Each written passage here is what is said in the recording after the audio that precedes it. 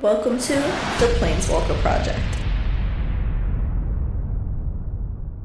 What is up, ladies, gentlemen, and non-binary friends?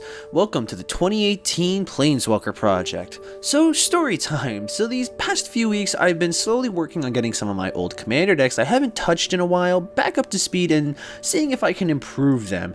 And so I was working on one of my very first commander decks, my Grand Arbiter Augustin deck. The deck was to be re-sleeved in literally only a day. I had a pack of sleeves on my desk waiting for it. And as I was finishing updating the spell package, I came into the bedroom to find that the majority of the cards I had in a pile on the night table had fallen into a glass of orange juice.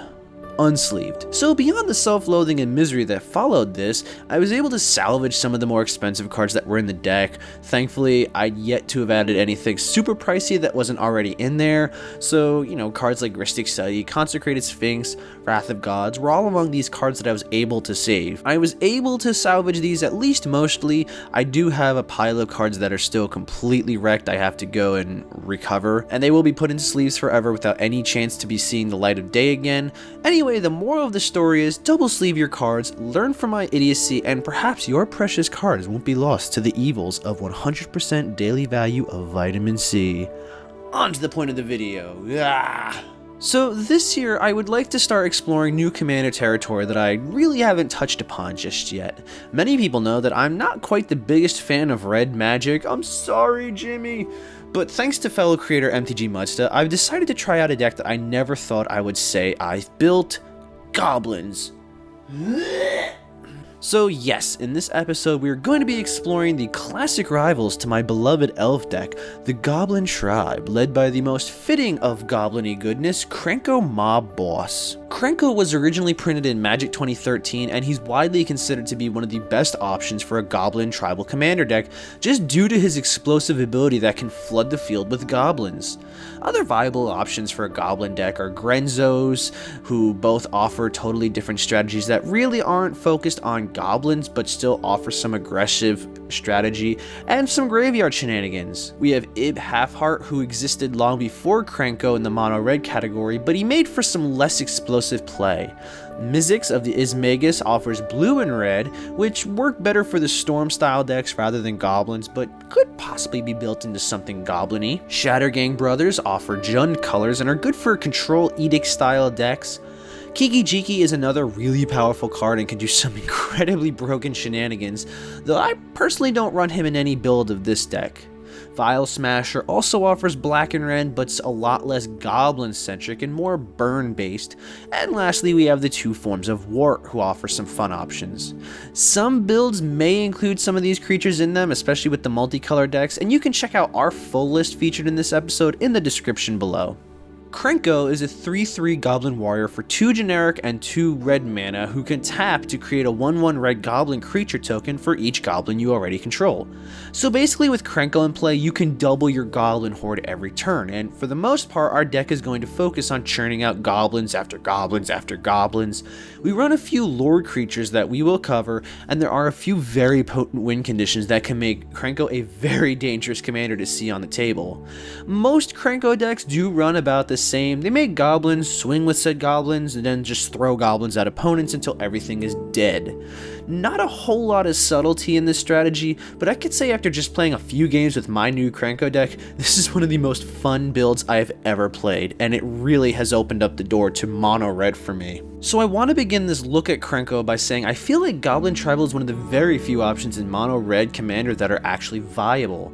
Red is generally considered to be one of the weaker mono colors in this format due to its lack of access to ramp, removal, card draw, which are very key elements in Commander.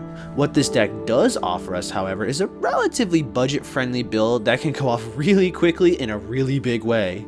For the uninitiated, a Krenko deck can overwhelm and win without a whole lot of opportunity for reaction. Two of the most dangerous cards in the deck are Perforos and Impact Tremors. These cards can win you the game without having to swing so much as a single goblin at an opponent. These two cards basically do the same. They both burn each opponent whenever a creature hits the battlefield. Purphoros does 2, Tremors deals 1. So if a Krenko is dealing a batch of tokens with either of these two out, that damage can add up really quick. And given that we will be churning out hordes of goblins at a time, this can be an easy victory to achieve. So let's look at some of the cards that we can use to help build up our goblin army. Starting off, Beetleback Chief is a nice 3-for-1. You get 3 goblins in play for casting this, which is great value. Mogwar Marshal creates a goblin whenever it enters the battlefield or dies, which pretty convenient given its echo cost is sometimes better not to be paid, just for the benefit of gaining an extra goblin. Siege Gang Commander is another goblin spawner, giving us 3 goblin tokens in addition to himself hitting the battlefield. 5 mana for 4 goblins isn't half bad, especially considering the implications of multiple creatures hitting the battlefield. We also have Warren Instigator, who doesn't really create goblin tokens, but is reminiscent of Kali of the Vast in putting goblin creatures into play whenever it deals combat damage to an opponent. Given its double strike, this can give us 2 more goblins each time. We also have quite a few non-creature spells to spawn tokens. Dragon Fodder and Krenko's Command are identical sorceries that each give us 2 goblins, and Hordling Outburst gives us 3. Lastly, Goblin Offensive gives us as many goblin tokens as we can pump into that X cost. So you may notice by now that the majority of the goblins produced by our abilities are just 1/1 creatures. And while normally most decks that spawn little weenie creatures like this don't have a lot of impact from that alone, we're playing goblins, and goblins like to go boom. Beyond the ability of the aforementioned Purphoros and Impact Tremors, which can outright burn our opponents to death with enough creatures hitting the battlefield, we also have ways to utilize these creatures as a resource to do things. Goblin Piledriver can turn a large-scale swing into an even larger swing as it buffs itself the more goblins you're attacking with. Skirk Prospector can convert goblins into mana, which is excellent given Red's limited access to ramp. Voracious Dragon devours as many creatures as you'd like, and if they're goblins, you'll be dealing double damage to either a creature or a player, potentially taking a player out altogether. Ashnod's Altar can ramp us further by sacking a goblin or 2. Skullclamp is mandatory card draw engine in this kind of a token deck. You trade in a goblin for 2 cards. Super value. Goblin Warstrike is another potential burn spell that can win us the game, as is Burn at the Stake. Goblin Bombardment can make use of our creatures, which the majority of them are disposable, even the ones who've already attacked, and burn the rest of our opponents away. Kirin Navigations is good to tap down your creatures before sacking them to the bombardment, and if you can tell by now, this deck does a few things very well. It makes goblins and it swings in. Whatever goblins don't make contact due to being blocked by opponent's creatures can and will be thrown at the opponent bodily to get that damage in. Krenko's ability makes great use of our horde of goblins by doubling the size of our army with just a simple tap. So, how can we abuse this? Very easily, actually. Cards like Illusionist Bracers copies his ability, so you can spawn a ton of tokens with 1 tap. You will get 2 separate resolutions for Krenko's effect, quadrupling your army of tokens. You can also use cards like Thousand Year Elixir, Thornbite Staff, and Umbral Mantle to untap Krenko to use his ability several times. Multiple uses of Krenko's abilities can be huge, and you can quickly find games where your army of goblins sizes into the thousands.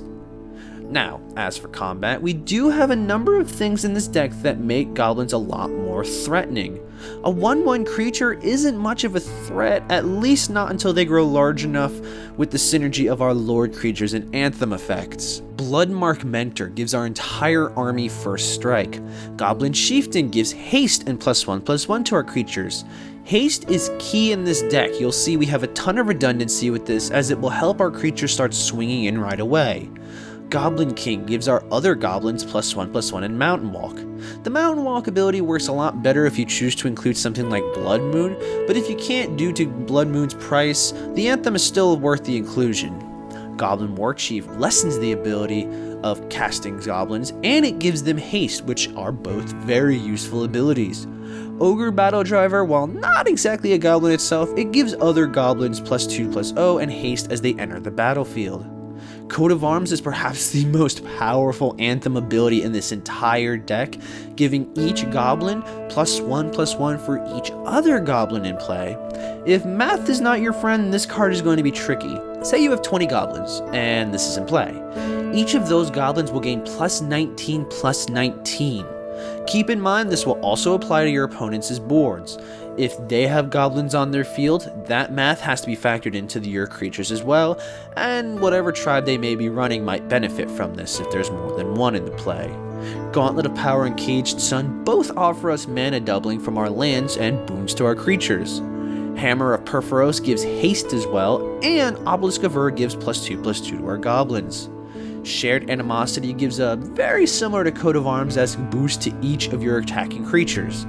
Your field of goblins can get really far out of hand as they grow to proportions that dwarf even the largest of creatures, and in numbers that will be hard to handle. In the next section, we're going to take a look at some of the tutor effects that we will utilize to get what we need when we need. So one of the best utilities that any commander deck can have is tutor effects. These offer you a consistency in getting the card that you need at a key time, and in Goblins we do have quite a few abilities that we will want to play at any key moment in our game. These cards will help. Goblin Ringleader will filter through the top 4 cards of our library, and any goblins in those cards get added to your hand right away. Goblin Recruiter is absurdly strong in fixing your top deck, letting you take any number of goblins from your library, and you put them on the top of your library in whatever order you wish. So if you're pretty good set on mana, and you want to start dropping more goblins every turn, this can set you up to score big every turn. Goblin Matron moves any goblin card from your library to your hand, and Mob Catcher can pay 3 mana and tap to tutor a goblin straight to the battlefield. These can help you get a key lord into play, or if you need a specific ability, you can snatch it up at the perfect moment. This is good to use given our card draw in this deck is somewhat erratic. Speaking of card draw, let's look at what cards we will be using to draw through our library. We don't have access to blue or black in this build, so our card draw will largely be in the form of wheel effects.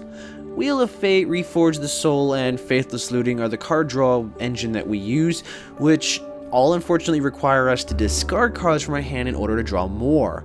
These are better should you be at a point where you have no cards in hand, but sometimes you're going to have to sacrifice crucial cards in hand to draw more.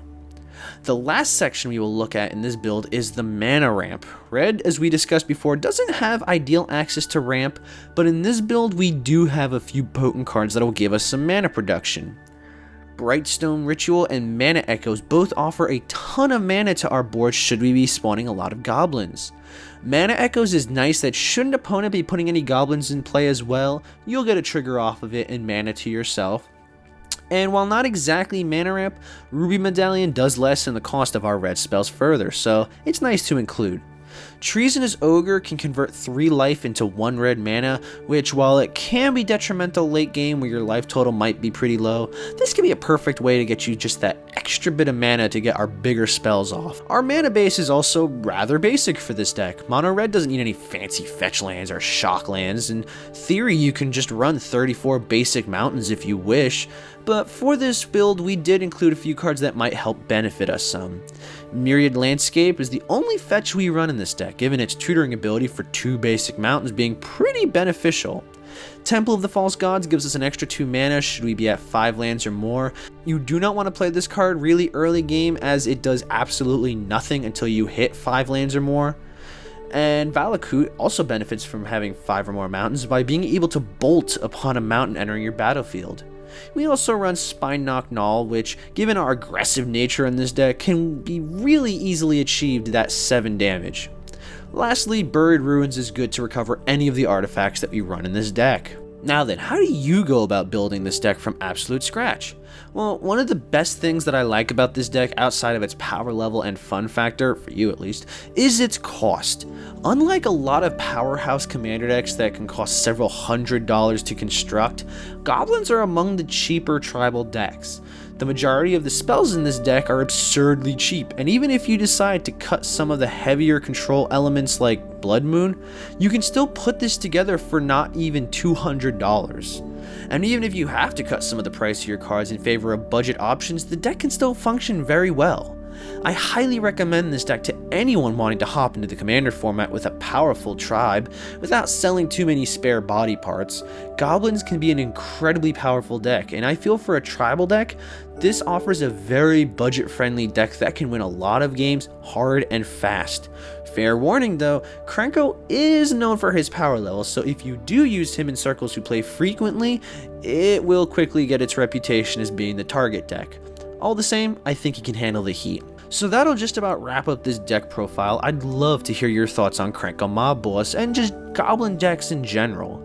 Are there any cards that you recommend running in a deck like this? Sound off in that comments section. Thank you all so much for watching this video. If you enjoyed this video, tap that like button and let's ramp this channel up this year. If you'd like to see more videos like this one, remember to hit that subscribe button and ring the bell for notifications. If you'd like to help this channel's quality grow even higher, we have a Patreon that you can help us reach even greater heights.